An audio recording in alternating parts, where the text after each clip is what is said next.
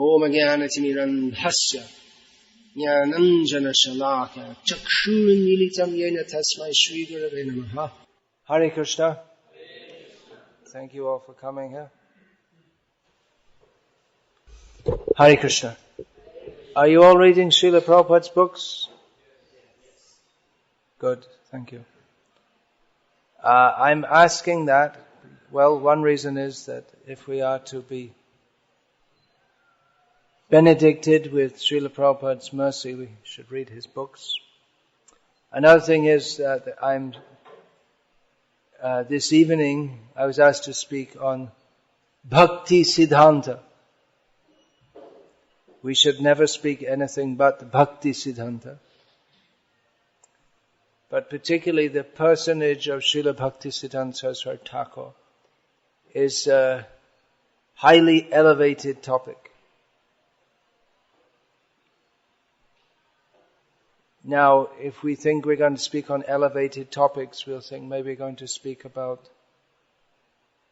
the glories of Srimati Radharani, Krishna's Gopi Leela. These are certainly very elevated topics. Bhagavad Gita is the first instruction of Bhagavad Gita, very elevated topic. If we go in the street and hear what people are talking about, they're not talking about this. So all the topics we speak on, Prabhupada has given us and that we speak on, these are certainly very elevated topics compared to the humdrum topics of people who have no interest in Atma Tattva, knowledge of the soul. Parabhavas tavad abodhajata yavanna jignyasata Atma Tattva. Rishabdev Bhagavan says that as long as we do not inquire into the nature of the soul and of reality, then everything we do simply results in our defeat. So there are various elevated topics, beginning with the nature of the soul. Then, after inquiring into subjects for many lifetimes, then possibly Bahunam Janmanam Ante Jnanavan Mang Prapadyate Vasudeva Sarvamiti Samahatma Sudurlabhaha. Someone may surrender to Krishna after many births of investigating topics of the soul. They may surrender to Krishna. Such a great soul is very rare. They understand that Krishna is all in all. But even then Krishna's various leelas, Vraja Leela, Radha Tattva, and these are progressively higher topics. But the highest topic is that of Krishna's devotees, the highest tattva. Krishna himself says that, what is that? Natata me priyatama atma yonena shankara nacha sankarshano na shrir naivatma chayatha bhavan. Krishna speaking to Uddhava after giving so much instructions on how he, Krishna, is supreme, said to Uddhava that none of these are as dear to me. And he gives a list. Neither Nachatame Priyatama Atma Brahma, who is born from my very body. Natatame Priyatama Atma Shankara, who is non-different from Krishna in many ways. Vaishnavanang Yatha Shambhu. Nor Krishna's own brother Balaram, nor even Lakshmi, who always resides on the chest of Vishnu, none of them are as dear to me. Krishna says, then you, Uddhava. He was going to say, then my devotee, but he said, you are more dear to me. So understand the devotee. I remember to this day, some 30-something years ago, reading in Srila Prabhupada's Nectar of Devotion in the beginning. Prabhupada writes, he's presenting Rupa Goswami's conclusion, that no one is greater than God, that's an axiomatic statement, but greater even than God is love of God, because by that Krishna is controlled. So I remember reading that, it's greater than God. Any theological tradition other than Gauriya Vaishnavism would consider and the statement that anything could be greater than God to be blasphemous. So greater than God is love of God. So who has love of God is greater than God. So it's a very high topic. Bhaktisiddhanta. The topic today is Bhaktisiddhanta and Bhaktivedanta. Lessons in the Guru-disciple relationship. These are very difficult topics which we can approach crawling, not standing up very proudly. I will tell you all about this. Not like that. We can approach with our head down. Who are we to discuss such persons as Bhaktisiddhanta, Bhaktivedanta Swami Srila Prabhupada? Such exalted persons that Saraswati Thakur's own disciples, they ascertained that such a devotee, even in a day of Brahma, such personages as Saraswati Thakur, there hardly 2 or 3 will appear. So they are both of the same caliber, Bhaktisiddhanta, Bhaktivedanta. The names are almost synonymous. And actually the name in this case is not just, well, these are actually officially titles. Bhaktisiddhanta, Bhaktivedanta, they're titles. But they are not different from the person. Anyone may have any name. If you give a name to your child, you give some name, Keshava, Krishna. Give some name like this. But it doesn't mean that they are Keshava or Krishna. Krishna means all attractive. Your child may be all attractive to you, but not to everyone. So they're not actually Krishna. But Bhaktisiddhanta, he is Bhaktisiddhanta. Everything. His breath, every hair follicle of his body, every thought is Bhaktisiddhanta. Bhaktisiddhanta means that bhakti is the siddhanta. The conclusion of all knowledge is that we should surrender to Krishna. And beyond, love beyond surrender. That's another title. But beyond surrender. This in the Ramanuja Sampradaya, this idea you do bhakti and that leads up to prapatti. Bhakti leads to surrender. But in Gauriya Sampradaya say surrender, that's the beginning. That's only the beginning. After that, the bhakti develops more and more. So, the ultimate conclusion is bhakti. And what are the teachings of, what is the actual understanding of bhakti? So that Bhaktisiddhanta Saraswati gives, and Bhaktivedanta gives, and all those who are following should give this and nothing else. That's why I said we only have to speak on Bhaktisiddhanta. Every day, every moment. Bhaktivedanta is non-different, same meaning. So, by the interaction, dealings, teachings of these two tremendous spiritual personalities, we can, as they are in the relationship of guru and disciple, we also, who have to be disciples, if we are at all to approach them, can understand what it means to be a disciple. We are also to be gurus. Chaitanya Mahaprabhu ordered, Jare dekho tare kaha. Krishna Upadesh, Amar Agyai Guru Hoya Taro Edesh. No one should think of himself as a guru. Everyone should think to be a disciple. But if one is to be a disciple, then he also has to be a guru, because that is Chaitanya Mahaprabhu's order. One may think, I am unqualified, but the order is there that we should teach this message, Bhagavad Gita as it is, Krishna consciousness.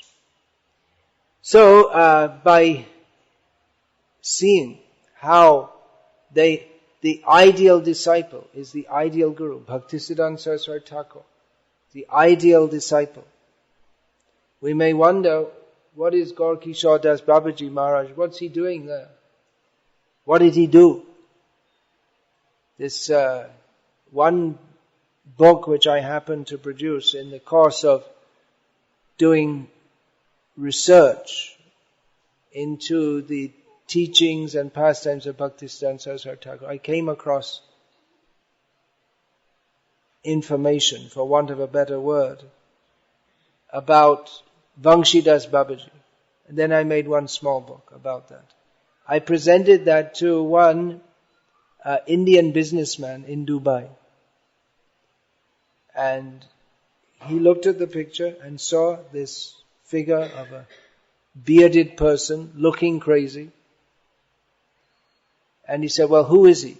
What did he do? I said, what did he do? What are you going to tell Vamshidas Babaji did? What did he do? How many companies did he open? And what did he do? People want to know, what did he do? He loved Krishna. And that was my answer. The businessman was not content. He wanted to know, what did he do? So similarly, Gaur Kishore, what did he do? He loved Krishna. Apart from that, he initiated Bhaktisiddhanta Saraswati Thakur. Now that in itself is more than any of us are ever likely to do. Who could initiate it? Bhaktivedanta Thakur sent Bhaktisiddhanta Saraswati to Gaur Kishore. You become initiated by him. Now, Bhaktisiddhanta Saraswati Thakur, he stated that prior to seeing the character of Gaur Kishore Das Babaji Maharaj, I had thought that the descriptions of bhakti given in Shastra, they're not practical. That how could anyone actually attain that state? Only when I saw Gaur Kishore Das Babaji Maharaj could I understand that this was possible. So it wasn't just that he, as a formality, he took initiation, but his whole spiritual life went through, even though he was raised by Bhaktivedanta Thakur, but his whole spiritual life, he described, he went through a revolution by contact with Gaur Kishore Das Babaji Maharaj.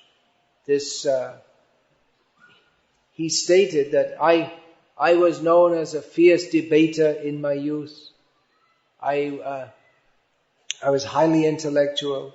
I was known as a very moral person. So Saraswati Thakur described about himself that he himself had a high opinion about himself. And everyone respected me for all these qualities. Highly intelligent, highly learned, fierce debater, highly moral person. But when I came in contact with Gaur Kishore Das Babaji Maharaj, I saw that he didn't care for any of this. And from his not caring about this, I could understand that what he had was so much more valuable than what I had and what I value and all the world values. Then he surrendered to Gaur Kishore Das Babaji Maharaj. Gaur Kishore Das Babaji, he is Guru in the full sense of the term. Guru means heavy. There's absolutely nothing laghu or light in the character of Gaur Kishore Das Babaji Maharaj. He was not an acharya in the traditional sense of the term, that he made disciples, trained them. He would reject almost anybody who did come to him to be a disciple. Unless they were on the standard of perfection, practically, he wouldn't accept them. He just rejected them honors. So in that sense, he was extremely heavy. Who can bear the weight of a guru? The only person in the world who could bear the weight of Gorky Shaudas Babaji Maharaj was Bhaktisiddhanta Saraswati Thakur. No other could bear his weight. It's too heavy. That if Gorky Shaudas Babaji Maharaj's demand is, you want to do bhakti? Okay, you be like me. That's all. Immediately, you be like me. It's just totally renounced, practically not eating, not sleeping, absolutely no interest in anyone of this world. He would simply, anyone come to him, you just, alright, you be like me, that's all.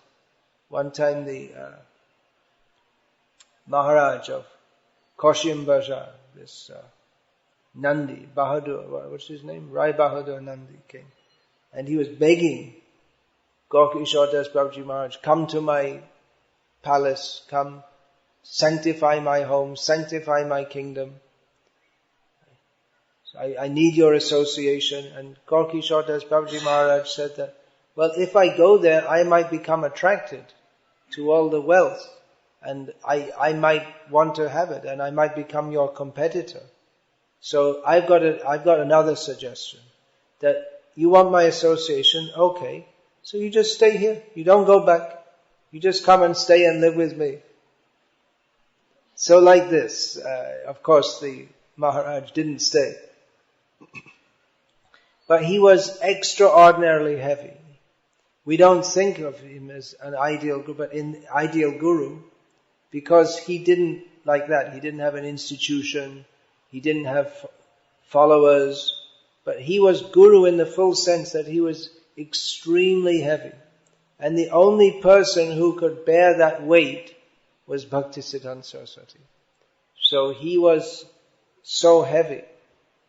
Bhaktisiddhanta Saraswati Thakur was so heavy that in intenseness of being a guru, but being guru, not a guru, but being guru, being heavy.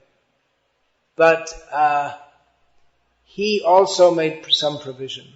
Saraswati Thakur made some provision that people can come to him, and although he did not relax his heaviness, but he gave them some system by which they could come to the level that Saraswati Thakur was on.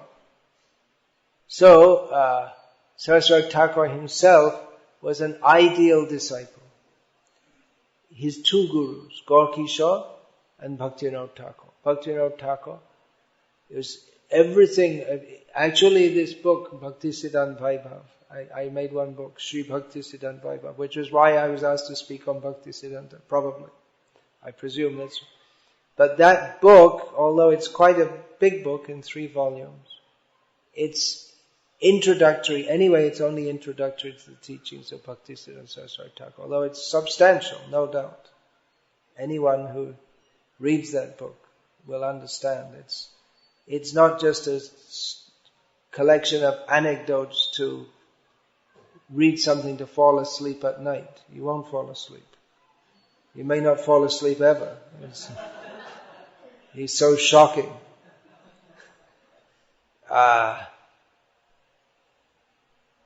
it's only introductory. And another way that it's only introductory is that to understand Bhaktisiddhanta, we have to understand Bhaktivedanta. Because Bhaktisiddhanta is fully made up of Bhaktivedanta. Everything he says, does, teaches, it's all Bhaktivedanta. So really we have to understand. And how will we understand all this? That we can understand through Bhaktivedanta, the ideal disciple. From the very beginning, there was an immediate bonding between Bhaktisiddhanta and Bhaktivedanta. very beginning means, as we know, Srila Prabhupada was raised in a Vaishnava family. But he had relaxed his practices in college life. He first went to see Bhaktisiddhanta Saraswati, reluctantly. And Saraswati Thakur, when he first saw, at that time, Abhay Charande, a young man, newly married, he said to him, "You're a young man. You should preach the message of Lord Chaitanya all over the world, immediately." Which he eventually did. Now at that time, Abhay, he was also Abhay, fearless. So he didn't take the proposition of Saraswati Thakur very easily. He didn't just accept it. He could have just said yes, yes, yes and given lip service and forgotten all about it. But he protested.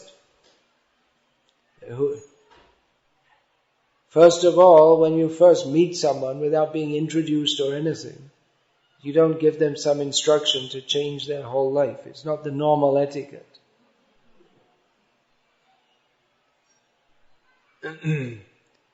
But Abhay, he protested that, you see, why are you saying this? India is now a bonded nation. We are under the control of the British. We have to kick out the British, then we can think about all these things. But Bhaktisiddhanta Saraswati's answer was that Krishna consciousness is so urgent, it cannot wait for any political adjustment. And Abhay felt himself defeated. He'd never been defeated, ever, in discussion. And he never was ever again, this one time. But that he accepted. And he immediately accepted, this is my Guru. So immediately there was an exchange by which Abhay came in the line of Bhaktisiddhanta. He accepted that. And from the very beginning, Abhay, as he was known at that time, he was not a superficial person. He didn't go to a guru just for some blessings. Give me some blessings. But he immediately recognized that this is a guru. Guru also means heavy, means teacher. They were both teachers. They weren't pat on the head and give a blessing, gurus. They were teachers. Heavy, to change people's lives. The great devotees, they come into this world and they represent Krishna by telling everyone that, as Bhaktisiddhanta Saraswati Thakur said, I go everywhere and I tell people you are all foolish. That is the job, that is the task of a preacher, to inform everyone that their life is foolish. Generally everyone likes to think, I am very intelligent, but the guru, who is very heavy, informs everyone that you are very foolish. As much as you do not surrender to Krishna, you are very foolish. So Srila Prabhupada was a teacher, always teaching, not simply blessing, not simply speaking in a manner to entertain others, but speaking in a manner by which people could actually be benefited. What is beneficial is rarely relishable, or certainly not entertaining to the conditioned soul. So those who are actually gurus, they're teachers, they teach what people need to hear, not what they want to hear. They don't address the false ego of people, but they speak to break that false ego. As Saraswati Thakur would often quote from Srimad Bhagavatam that Santa evasya chindanti manovya sangam uktibihi. Tatodu sangamutsrija. Tatodu sangamutsrija. And then the next line is Satsu sajeta buddhiman. Yes. So that an intelligent person, he approaches saintly people, sadhus. One has to be intelligent. What is the beginning of intelligence? To understand I know nothing. Or whatever I know is all wrong. And such a person can approach a sadhu who by his words will cut the material attachments by which we are bound to this material world. So they're both teachers, preachers, wanting to change people's way of thinking. The way we are thinking is all wrong. This they want, and they wanted to give us the right way of thinking. Even if we are thinking about Krishna, which Krishna teaches us in Bhagavad Gita, we should speak of him. Even it may be many times that what we are thinking of Krishna, but not thinking in the way that we should think of Krishna. So Bhaktisiddhanta means, first of all, the Siddhanta, the proper understanding is to come to bhakti, to devotion to Krishna, but then how to understand bhakti also.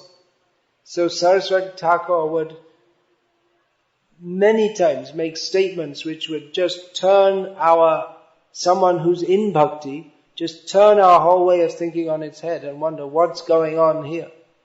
Just like, for instance, he would say that in the Satya Yuga, Hiranyakashipu, more than Prahlad, declared the glories of Nrsimhadev. Does that make any sense? Hiranyakashipu, more than Prahlad.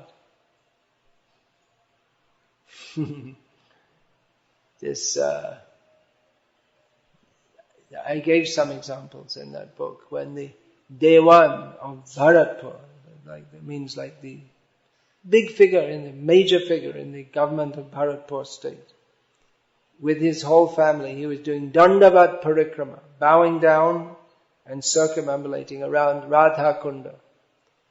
So Saraswati Thakur was there at the time, and one of Saraswati Thakur was actually his almost first disciple who stayed with him throughout his life, almost all his life. He came and excitedly said, you see, such a big man, he is performing Dandavat Parikrama, showing great respect to Radha Kunda. So he's very excited that such a big man was doing that. And Saraswati Thakur said, yes, that's good, but he's respecting Radha Kund, but not in the way that we respect. He's respecting Radha because of her connection with Krishna.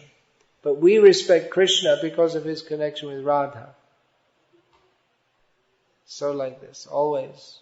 Whatever we think, he will take it, turn it inside out, tumble it upside down, and bring us to a higher platform of understanding. So the acharyas, they go against the current of the world, because the current of the world is, even if we come in contact with Krishna, to take Krishna and reconvert Krishna back into something that we can exploit for our sense gratification. That Krishna is the supreme controller, okay, so alright, let him do something. I'm his devotee, so Krishna should provide for my sense gratification. This is a common term. Actually, many of the examples and terms that Srila Prabhupada gave, they're taken from Saraswati Thakur. He would say that materialistic people, they want to use God as a supplier of fuel for the blazing fire of their sense gratification. We should not make God an order supplier. Bring some more fuel, throw it in the fire. In other words, provide me with sense gratification. So what does it mean to surrender? Utter surrender. Both Bhaktisiddhanta and Bhaktivedanta, they spoke this. Utter surrender to Krishna. Their aim was the same. Now, Saraswati Thakur, he spoke in a very complex, actually it appears to be a very complex style. Those of you who have studied the Brahma Samhita, commentary in English, may know. Those of you who read Bengali, I don't think there's any Bengalis here. I see he's wearing the shaka. Apni Bengali. But the Bengalis, you could take any Bengali and read one line from his writings. They won't understand it. They'll be lost on the first word, probably. He would use all kinds of terms, just like Ashota Bilasha Chatur. Which anyone who knows any basic Sanskrit can understand the meanings of the word, but when you put them all together and the implications of it all, you could write one book just explaining one word in one of his sentences. He puts all the different things, different terms together.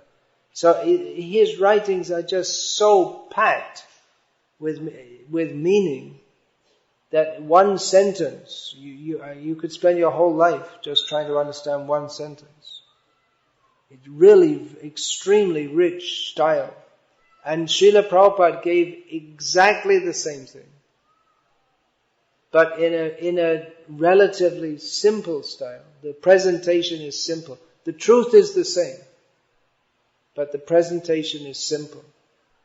For the sake of how Srila Prabhupada brought these teachings, which even great scholars would find very difficult to understand, and presented it to people who had never even heard of Krishna. And Prabhupada gave that. That was his great gift. How he understood the teaching. First of all, even to understand those teachings, and then present them to the world without any compromise, without any lessening, and so that people could actually get the result. It's not simply an intellectual activity, but the result of actually surrendering to Krishna. So in this way, Bhaktisiddhanta and Bhaktivedanta, they are non-different, although apparently very different. Their style of presentation is in many ways different. Now, how did Srila Prabhupada do this? How did he come to the West and establish Krishna consciousness? Sitting here in 2011, it may be difficult for us to understand exactly what Srila Prabhupada did. He came to the West. Now we see in the West it's an ordinary thing. It seems to us very ordinary. There are devotees, there are temples, there's discussion of Bhagavad Gita as it is. We take it, because it's there, we take it for granted. But when it wasn't there, it didn't seem possible that it could be there. No one encouraged Prabhupada to go to the West. They thought, well, what's he doing? What's this strange idea? He came and retired in Vrindavan like so many elderly Bengali Vaishnavas, and now he's got this idea to go to the West. What a strange idea. Why should he do that? He wants to preach in the West? What a silly idea. Even in India people aren't interested, then how is anyone going to be interested in the West? They have no idea about all these things. They're so fallen. There's no it just seemed like a wild, crazy idea. What is this idea he's got to go and preach in the West? And it wasn't possible to preach Krishna consciousness in the West. And what Srila Prabhupada went through to get even a few people in the West chanting Hare Krishna and even beginning to understand this philosophy, we can hardly understand.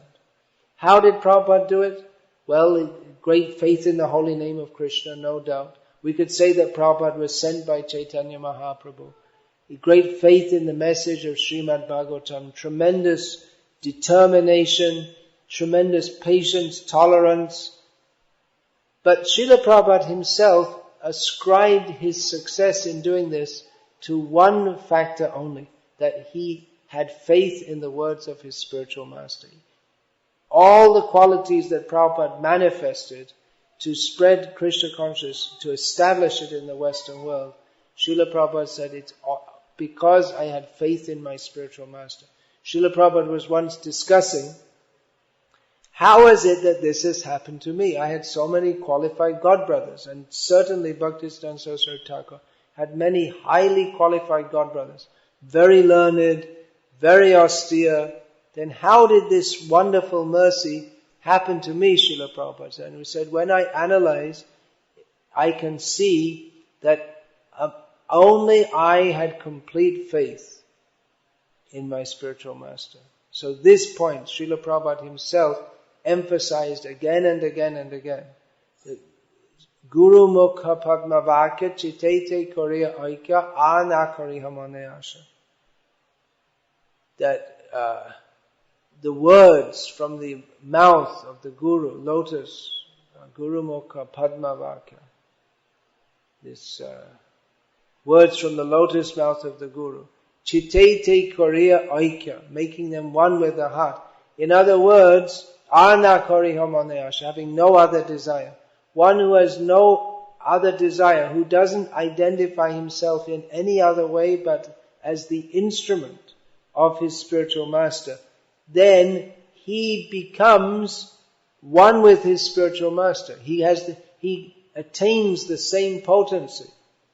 Because he is one who is one with the words of his spiritual master becomes non-different. Because what is the Guru? The Guru is teaching by his words. So one who accepts those words within his heart, and there's nothing in his heart but the words of his Guru, then he becomes qualitatively non-different. And what does he speak? What does a pure devotee of Krishna speak? He doesn't speak from the mental platform. He doesn't speak from the emotional platform. He doesn't speak from the intellectual platform. He speaks from his heart. Now we've heard this so many times, speaking from your heart. But what is in everyone's heart? Kam, Krodh, Lobh, Moha, Mada, Matsya. I listen to my heart. A very bad idea. If the heart is full of Kam, all the bad things, this material desire, anger, greed, illusion, envy, Kam, Krodh, and greed. Did I say all of them? Kam, Krodh, Lobh, Moha, illusion. Then this, my heart, I feel in my heart. Don't feel. Listen to Guru and be guided. But when the heart is one with Guru, when the heart is one, then there's no other desire than to serve Krishna. Then you follow your heart. Because the heart becomes sadhunang hridayang tvahang, sadhunang hridayang tvaham, madanyate na jananti nahang tebhyo managapi. Krishna says, the sadhus, and here he's not talking about anyone with a long beard who wanders around talking all Mayavad nonsense. Sadhu means devotee of Krishna. That is my heart, Krishna says. And the devotees, I am their heart, because they know nothing but me and I know nothing but them. So, this was Srila Prabhupada, in his own words, this was his qualification. That he had nothing in his heart but the words of his Guru and the desire to serve his Guru. And from that, all qualifications will come. And this was the point which Srila Prabhupada stressed again and again and again. And actually for us, we need that more than others who may have some qualifications to start. When I say we, I mean Srila Prabhupada was speaking to us in the Western world who had no prior qualification. At least in India, people, at least previously, had some qualification. They were raised in Vedic culture. They would know, as Srila Prabhupada, he was raised in Vedic culture. He would know the stories of Mahabharata and Ramayana, have some basic faith in Krishna. But we knew nothing. And whatever we knew, whatever education we'd had, was all obstacles to bhakti. Not only did we not know anything, but we were in the minus position. We were addicted to all activities that were totally sinful. We are totally absolutely not even fit to be even considered as a candidate for devotional service. And all the ideas that we'd had, all the so-called education, all simply obstacles to bhakti. All wrong, everything wrong idea. Not only no qualification, but many disqualifications. Actually, just all disqualifications. So Srila Prabhupada stressed this, that you simply have faith in Guru. And of course, Prabhupada was the Guru of all the devotees at that time. So that is the fact. If we simply have faith in Srila Prabhupada, then our life will be perfect in all respects. But that faith, it's not like in Christianity they say, well, you just believe. A Christian is called a believer. But Srila Prabhupada was a teacher. We have faith that what he teaches is correct.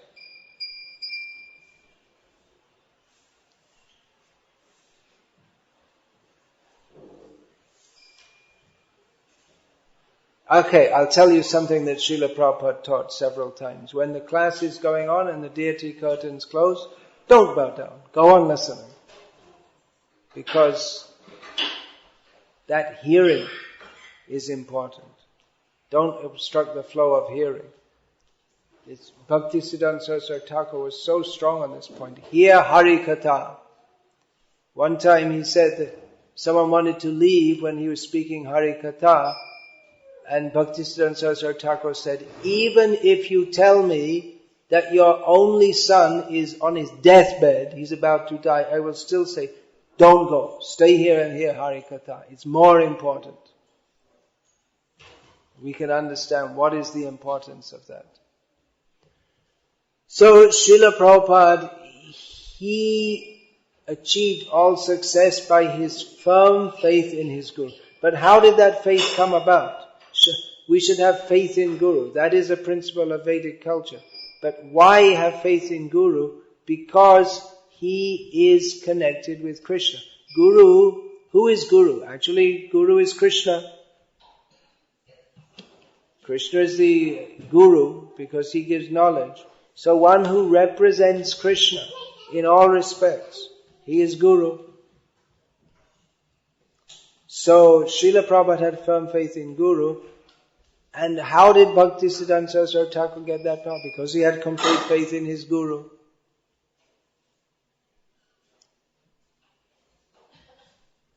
Srila Prabhupada from the very beginning attracted the attention of Saraswati Thakur.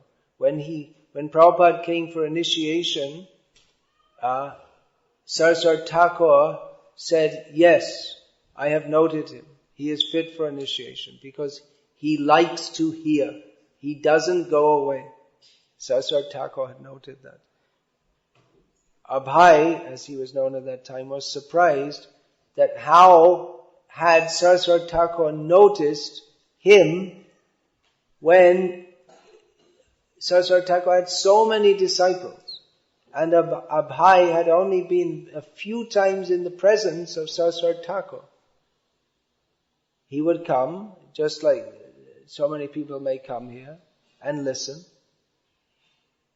Now, if I speak something here, and there's so many people I haven't seen here before, and after a few years, this person is introduced to me, and he says, oh yes, I remember. You'd be surprised. Oh, how do you remember? Yes, I sat, and he only saw me one time in a group of people, and then no words were exchanged, and we didn't see again after a few years. It might be expected that Abhay would remember Saraswati Thakur, but not that Saraswati Thakur would remember him. He says, yes, I have noted him. And how is that? Because he likes to hear. Saraswati Thakur noted that he liked to hear. He sat and listened to the lecture, which not many people would like to sit and listen, because his talks were long and very scholarly, difficult to understand. Not everyone liked to sit and listen, but Saraswati Thakur noted, yes, he likes to hear. He immediately gained the goodwill of his guru by liking to hear. Because Bhaktisiddhanta Saraswati Thakur, his main mission in the world or activity in the world was to speak Hari Katha. So he liked, people will listen, they will hear. So he attracted the attention of his guru by that. And later, he submitted a poem in English, or it was actually a Vyasa Puja offering, which attracted the attention of Saraswati Thakur so much that one stanza, one verse in that particularly attracted Saraswati Thakur. And he would show that to many visitors, that Prabhupada, as we now know him, wrote in his poem about Saraswati Thakur, that absolute is sentient, thou hast proved, impersonal calamity thou hast removed. So Saraswati Thakur noted that by stating this Abhay had captured the essence of his very being, that he hated Mayavad, that he wanted to establish absolute is sentient, the supreme personality of Godhead. The absolute truth is not impersonal, nebulous, indefinable, anama, arupa, nirguna. He has unlimited names, unlimited qualities, unlimited potencies. He is the supreme person. So actually all Vaishnava acharyas, those who preach, they all preach against this impersonal, Mayavad, Advaitavad, Madhvacharya, Ramanujacharya. They all preached very strongly. They did not tolerate they did not give any room to this idea that the ultimate is ultimately impersonal. He is the supreme person. So we see that Srila Prabhupada also he recognized this in Bhaktisiddhanta Saraswati Thakur, and he himself took that up very strongly in his pranam mantra, which he composed for himself, in being his disciples being incapable at that time. And he wanted them to know what is his mission. Nirvishesha Shunyavadi Paschatya Deshatarni. He is uplifting the Western countries which are pervaded with this impersonalism and voidism. So that would be a whole study in itself, how Srila Prabhupada kicked out in his teachings. He was so strongly against this impersonalism and voidism. He imbibed that from his guru. There are many devotees of Krishna in India, and many people, they like to hear about Lalla, and now there's this little Krishna. What is that? Vrindavan Kadulara, something like comes on the screen. You can watch that for millions of years. You'll never understand that Krishna is the Supreme Personality of Godhead and that the absolute truth is sentient. Some nice story maybe. So there are many people who are attracted to Krishna. That is their good fortune. But they won't understand the teachings of Bhagavatam. That who is this Krishna? He is the Supreme Personality of Godhead. And mostly because this impersonal philosophy is so much preached that even people who superficially practice bhakti, they're all infected. Actually, unless there's this very clear delineation of Krishna as the Supreme Personality of Godhead, that he is not insentient, that the Krishna doesn't come from Om, Krishna doesn't come from anything. Everything comes from Krishna. Unless this is very clearly presented, then the influence of this impersonalism, even people who appear to be great devotees, all infected by this. If we're not actively preaching against this wrong idea, if we give any corner, even an inch, even a nanometer to this Mayavad,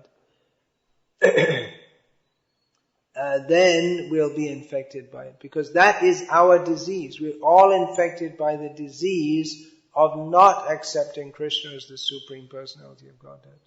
So we can see Srila Prabhupada as the ideal disciple in taking this mood and fighting against this Mayavad. There are so many points actually. Srila Prabhupada took from his guru the instruction, if you ever get money, print books. And this instruction that was given in the Mat at Radha Kund, this became the cornerstone of Srila Prabhupada's service to Bhaktisiddhanta Saraswati Thakur, and the cornerstone of the preaching of Krishna consciousness throughout the world is based on books. Produce books, distribute books. And that, because that was Prabhupada's, he took that order from Bhaktisiddhanta Saraswati Thakur and he transmitted that to his disciples. Everything should be based on books. Gita, Bhagavatam, Nectar of Devotion, Chaitanya Charitamrita, especially these books. So that instruction came from Bhaktisiddhanta Saraswati. Prabhupada said, in this matter, I follow my guru blindly. He told me to produce books, I'm doing it. So this production and distribution of books. Prabhupada said also that I got the general idea of bhakti from my father. But particularly this point of book distribution, I got from my spiritual master. So what a difference that made, huh? Those few words that Saraswati Thakur spoke to him, that changed the whole destiny of mankind. Because this movement is meant to change the destiny of mankind. This Hare Krishna movement is not meant to be just for a few people coming. It's meant to change. Srila Prabhupada said this movement will go down in history for having saved mankind in its darkest hour. It's not meant to be just a little Hindu sect. It's meant to change the world. It has the potency to do so because it is reality. It's not just some belief, but it is reality. Chaitanya Mahaprabhu came to this world to bring the Hare Krishna Mahamantra. Nama Rupe, Kali Kale Nama Rupe Krishna Avatar, Nam Hoite Hoi Sarva Jagata Nishta. People ask, in Kali Yuga it's so bad, and Krishna says, Yada yada hi dharmasya glanya bhavati bharata, abhyutanam adharmasya tadatmanam shrujamyaham. Many Hindu, if anyone's a little bit Hinduish, Hindus they learn this one verse. And they say, yes, I also know Bhagavad Gita, one verse. So whenever there's a decline in dharma and an upsurge of adharma, Krishna says, I come. So where is he? The Kali Yuga is so bad. Then Kali Kale Nama Rupe Krishna Avatar. In Kali Yuga, Krishna has descended as Krishna Nama, in the form of his name. And Nam Hoite Hoi, from the holy name of Krishna, Sarva Jagata Nishta, the whole universe can be saved, will be saved. So this movement is meant for that, and the medium of, the main medium for changing the consciousness of the world and bringing people to Krishna consciousness and saving them from Mayavad, impersonalism, gross materialism, atheism, is by the medium of the distribution of Srila Prabhupada's books, in which every drop of ink is Bhaktisiddhanta. As Bhaktisiddhanta was full of Bhaktivinod, Bhaktivedanta is full of Bhaktisiddhanta. So we should all be full of Bhaktivedanta by studying his books, reading his books, and not just academically. Of course, Srila Prabhupada wanted Bhakti Shastri courses, and then what's the next one? Bhakti Vaibhav. But it's not meant to be just you write your exam, you become a Bhakti Shastri, but Guru Mukha Padma Vakya Chite Te Koriya Aikya. It's not just something we get, now I'm a Bhakti Shastri. But real Bhakti Shastri, we will see if our heart is one with that instruction. And it's a challenge, because everything Srila Prabhupada said it goes against everything that we've been raised by in the modern demoniac age. Srila Prabhupada didn't teach us, live comfortably in this world, be happy. He taught, as Krishna teaches, this world is miserable, dukkhalayam ashashvatam. It's miserable, and even if you think you're happy, you're not going to stay. So he taught practically everything Srila Prabhupada teaches goes against the sensibility of modern man. And in those days, Srila Prabhupada taught, United Nations, a bunch of barking dogs. In those days, people thought, United Nations, very good, you see, it's stopping wars. Prabhupada said, a bunch of barking dogs. Women's liberation movement, he said, cheating the women. The men are cheating the women to have free sex. Women can never be equal to men. Prabhupada told these things. All the women feeling offended. Well, he also taught that we're not the body. If you think you're a woman, then you're in trouble. If you think you're a man, you're in trouble. We're not the body. We're not. They never went to the moon. It's all a hoax. Nowadays, many people think that. At that time, no one could imagine saying such a thing. Prabhupada said it. So, then the society should be divided. Not all one man, one vote. Not democracy. Prabhupada said, demon crazy. Crazy demons. The society should be divided into first class man, second class man, third class man, fourth class man. People hear this, they think, oh, this is very bad. We're all the same. But no. So Srila Prabhupada's teachings, if we are to accept them, they're not very easy to accept if we want to remain in mundane consciousness. And that's the whole point. They're meant to bring us out of mundane consciousness, not in the way of Zen koans. You know that? They say something like the sound of one hand clapping, and you're supposed to meditate on it, and your whole system goes out, and then you become enlightened. It's some bogus idea.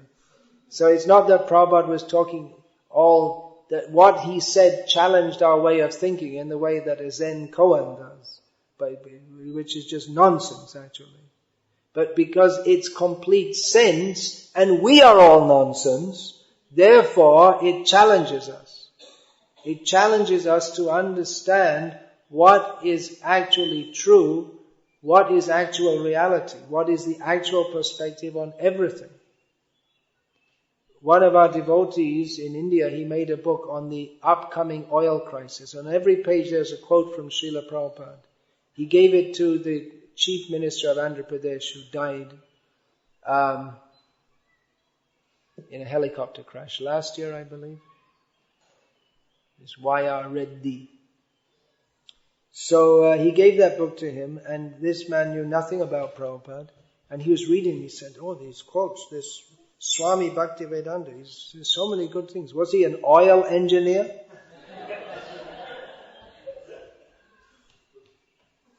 You see, in every sphere, Prabhupada gave perfect advice. So that even someone can think he's an oil engineer. Because he spoke about how the oil, taking the oil out creates an imbalance in the earth. So many points Srila Prabhupada gave.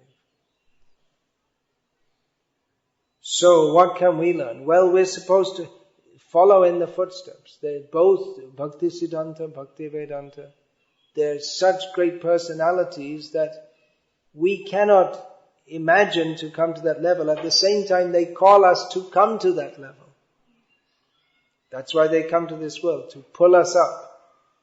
Srila Prabhupada would often say, what is the difficulty? And he made it appear very easy. Bhaktisiddhanta Saraswati Thakur, he lived and spoke in such a way that he showed the ideal, and it might have seemed very difficult for his disciples to come up to that level. It was like he was saying, come up, come up, come up. to this level. But Srila Prabhupada's method was more like, Krishna consciousness is very easy, it's very nice. Come and take our hand, just hold on, just come with me. So both were presenting Krishna consciousness, but Srila Prabhupada made it appear very easy and natural, which it actually is. But then Prabhupada would say that, yes, well, you have to give up sense gratification. And that, for us, may seem very difficult. But he provided us Krishna conscious gratification. Be happy. Srila Prabhupada would often say, chant Hare Krishna and be happy. You like to eat nice food? All right, here you have. How did so many people become devotees in the Western world? How did Bhaktivedanta Swami do it? Well, there's one point which many people don't know about. How Prabhupada did it. It's a word beginning with H. Can anyone think what it is? Halava. That's right. How many people became devotees? Because they're attracted to Krishna, but the halava really got them. And halava means this in Gujarati they call shir. I think in Tamil also they call what Prabhupada called halava is in most of India called kshira. So Prabhupada made that with lots of ghee, lots of sugar, and people would take it and they're not really sure about the philosophy and they can't really understand it, but they like the chanting. And that halava is worth coming back for again and again. Or even you can't leave because you eat so much of it. And many people, but they became, by taking it, they became purified. That was a major part of Prabhupada's preaching, right from the beginning. Prabhupada would cook tremendous feasts of prasadam. Even today we were staying with one, I was at midday with one Punjabi gentleman. So he took his meal and we brought our own prasadam. And we gave them some of that. They said, oh, it's so good, it's so nice. Oh, you could say it's just Indian food, but it's not just Indian food. It's Krishna's prasadam. And it makes a difference. It's not just ordinary food. So Srila Prabhupada, he took all this. It's all Chaitanya Mahaprabhu's mercy. Saraswati Thakur also. There's a feature of the Gauriya Math. Prasadam, feasts. Generally very simple, but prasadam feasts. So all these things, Prabhupada, he took from Bhaktisiddhanta. We should take from him. We should apply in our lives. And get their mercy. We may not come to their level, but in another sense we should. We have to go to the spiritual platform. They came to bring us up to that platform. And if we think we can't go there, then in one sense we're denying their whole mission. If we think that we can't go to Krishna, they're on such a high level, we can, we must. Otherwise what did they come for? But how will we go? By their mercy only. By their mercy means follow their instructions. All right, this has been a rambling presentation. I'll finish it here because you all have to go to work tomorrow. We all have to go to Mangalarti tomorrow. And if you any questions, I was told you're reading this book, Vishnu Gada Prabhu. You read that, Bhaktisiddhanta? Sorry, Bhaktisiddhanta Vaibhava. Second time. Yeah. Thank you. Thank you. Yeah. Well, I can only say thank you to Prabhupada for engaging me in that. There are so many different services and somehow I got engaged in this service. I had no idea it was going to be such a big book. I just started collecting some anecdotes in about 1985. I thought I'd just see some of Prabhupada's godbrothers, those who are alive, and collect some anecdotes. And somehow it started with that, and I'd go and ask them about what did they see, what did he say to them, and it just grew from there. At some point I had to just publish it, otherwise it could still be growing. Yes, please.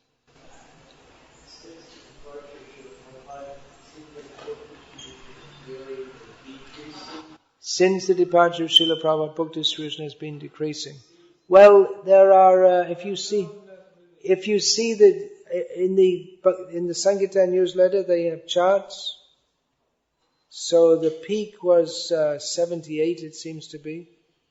And it's gone through some ups and downs, but if you take the whole world, the book distribution now, it's going up every year. Even in America, maybe not here, but yeah.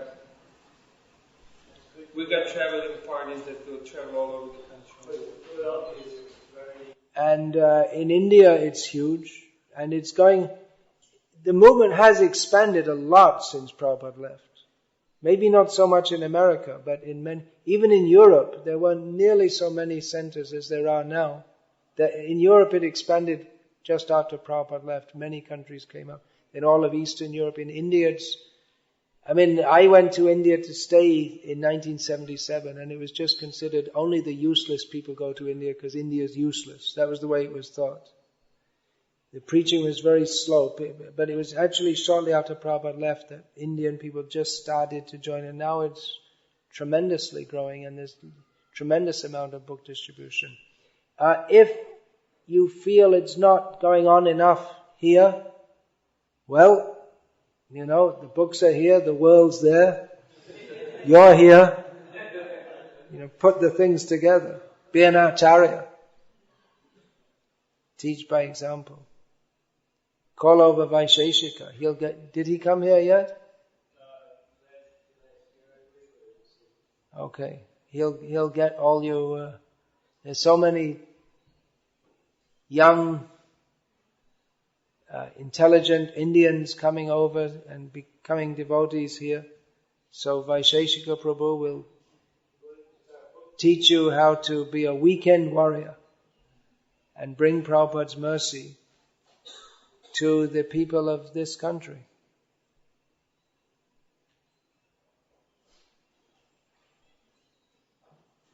Yeah, please.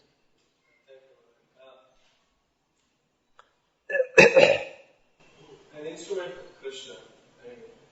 Can you tell, if you don't mind knowledge, what is the real instrument? Who is the real instrument? Instrument of Krishna means one who places himself in that position to follow his order. An instrument of Krishna is one who makes the conscious decision that I will act as Krishna wants me to act, as Arjuna did. Practically that means to become an instrument of the pure devotee who manifests the will of Krishna in this world. I ask because what if someone, it appears that some people like to talk what they want as preaching, preaching that can be misused for exploitation. Marx said that religion is the opium of the people. It can be misused. But the misuse doesn't mean that the real thing doesn't exist.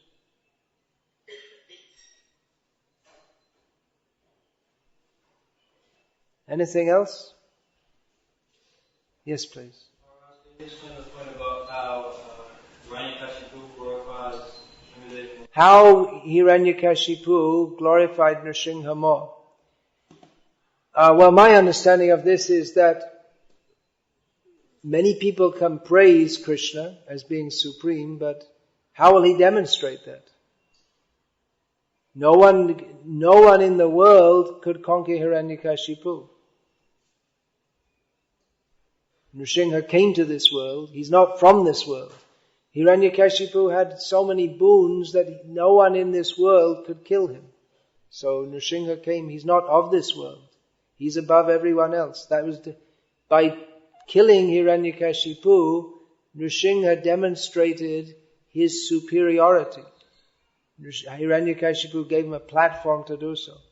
Actually, this rascal Mayavad, it has its use also, because by denying Krishna's superiority, it gives the chance to the Vaishnava, gives a platform for the Vaishnavas to establish very strongly that Krishna is the Supreme Personality of Godhead, and Mayavad is simply rascaldom.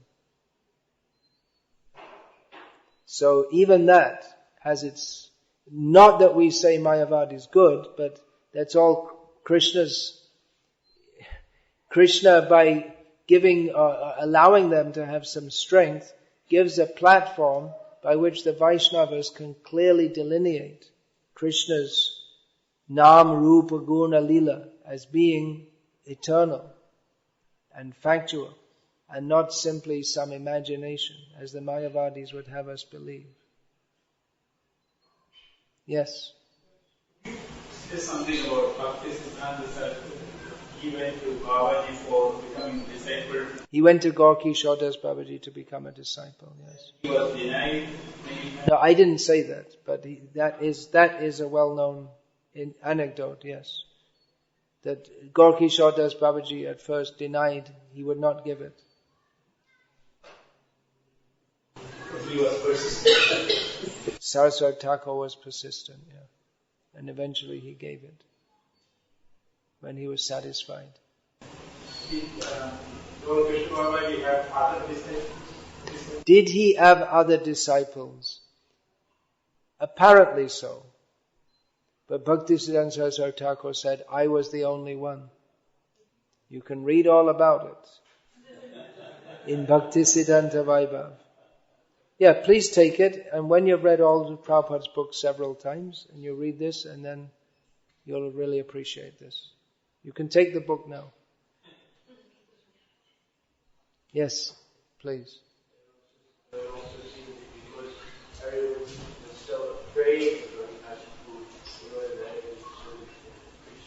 Everyone was afraid of Hiranyakashipu?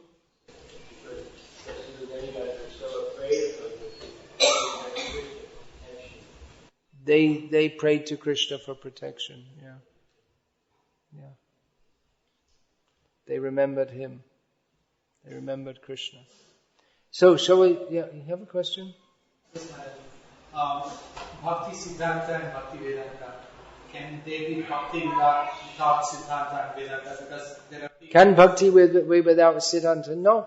How can Bhakti be? It's like saying a cow, a human being without a body. It's like intrinsic. Bhakti means Siddhanta. There's no Bhakti without Siddhanta. Simply a feeling, that is not Bhakti. Bhakti and Siddhanta they're two ways of saying the same thing. Two perspectives on the same reality.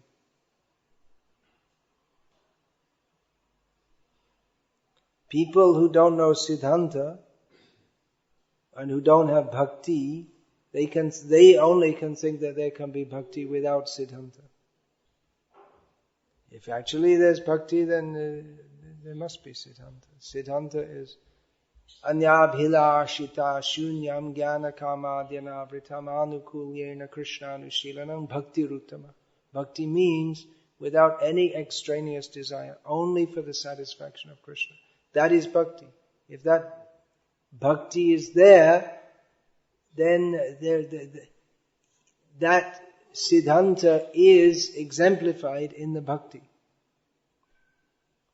So Saraswati Thakur, this definition of Bhakti was given by Rupa Goswami. But that's the definition based on all the Shastric understanding. And Saraswati Thakur was Rupa Anoga Viruddha Apasiddhanta Dvanta Hari. He was the remover of the darkness of all the wrong ideas which cover the teachings of Rupa Goswami. So that means he came to cover all the wrong ideas, to uncover all the wrong ideas which were going on in the name of Bhakti. There are so many points. Then we have to discuss Shruti, Smriti, Purana, Adi, Pancharatra, Vidhinvira, Aikantaki, Hare, Bhakti, Utpata, Yaiva, Kalpate. These are all verses that Prabhupada quoted again and again.